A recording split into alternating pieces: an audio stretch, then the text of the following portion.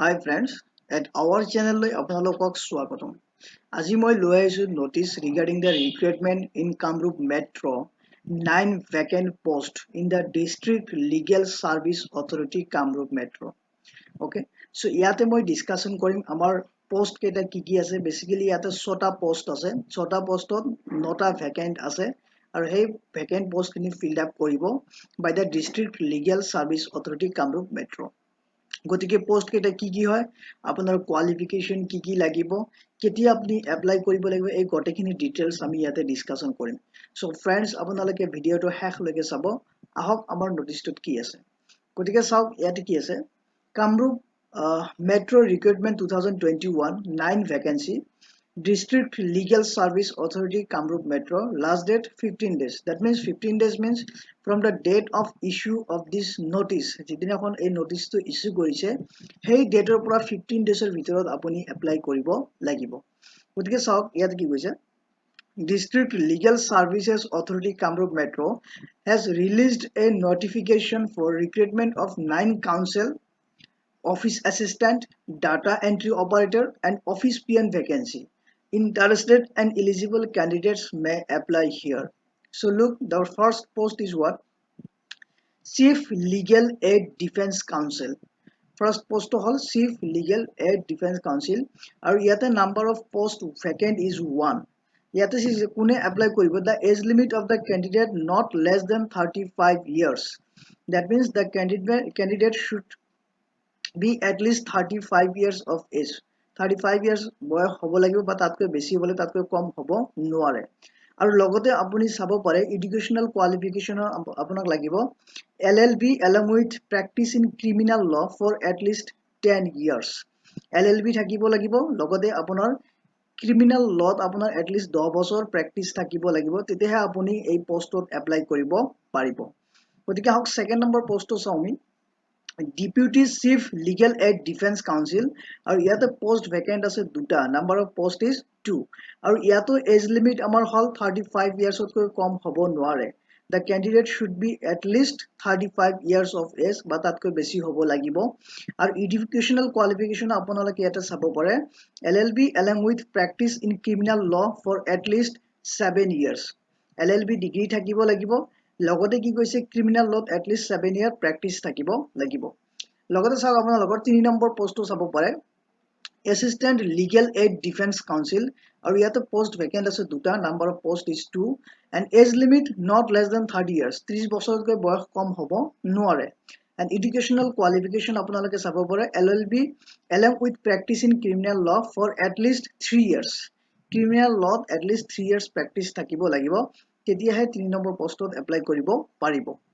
Number 4 post আপোনালোকে চাব পাৰে office assistant আৰু ইয়াতে number of post vacant আছে দুটা ইয়াতে age limit চাওক আপোনালোকে from 18 years to 40 years আপোনাৰ বয়স at least 18 years হ'ব লাগিব আৰু maximum 40 years আৰু ইয়াতে relaxation আছে as per the government rules for ST SC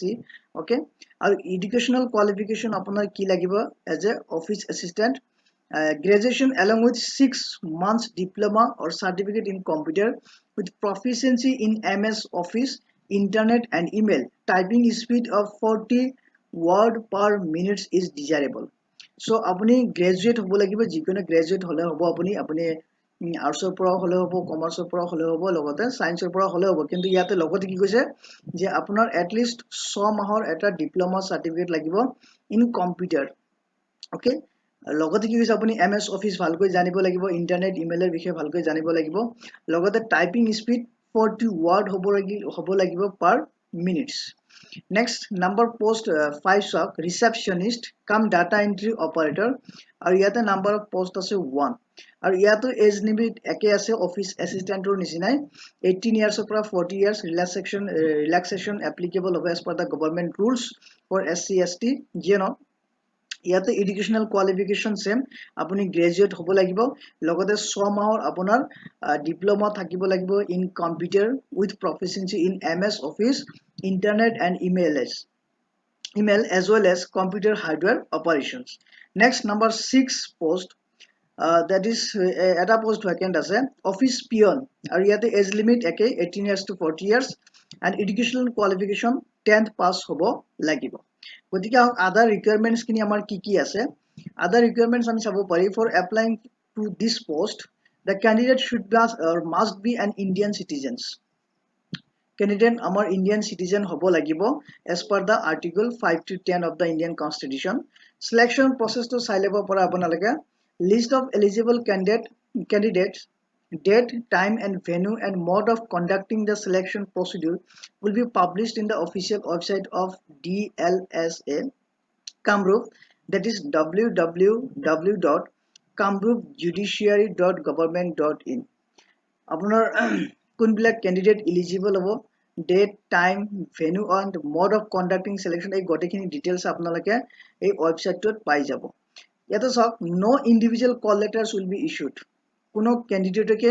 individual call letter issue কৰা নহ'ব ওকে সো গোটেইবিলাক যিমানখিনি ক্যান্ডিডেট আছে গোটেইবিলাকে ৰিকুৱেষ্ট কৰিছে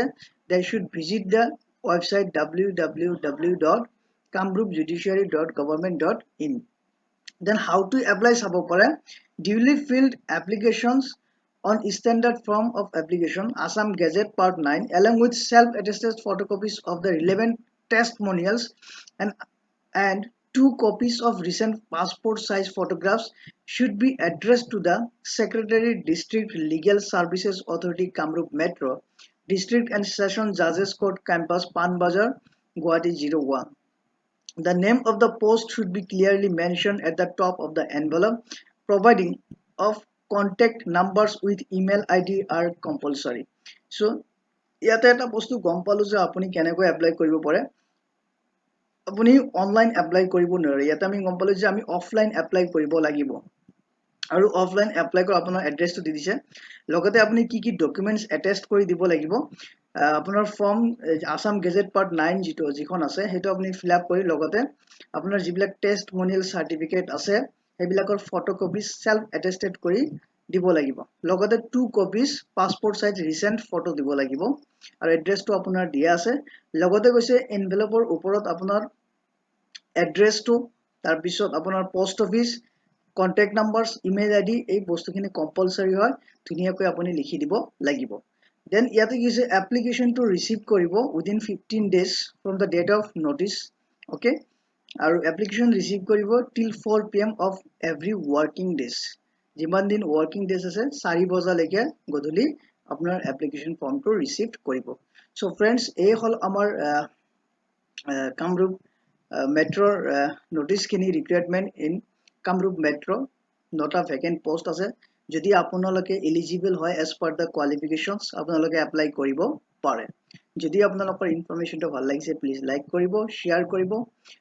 কমেন্টস কৰিব আৰু এতিয়ালৈকে যদি চেনেলটো সাবস্ক্ৰাইব কৰা নাই প্লিজ সাবস্ক্ৰাইব কৰিব আৰু ওচৰত থকা বেল আইকনটো প্ৰেছ কৰিব thank you have a great day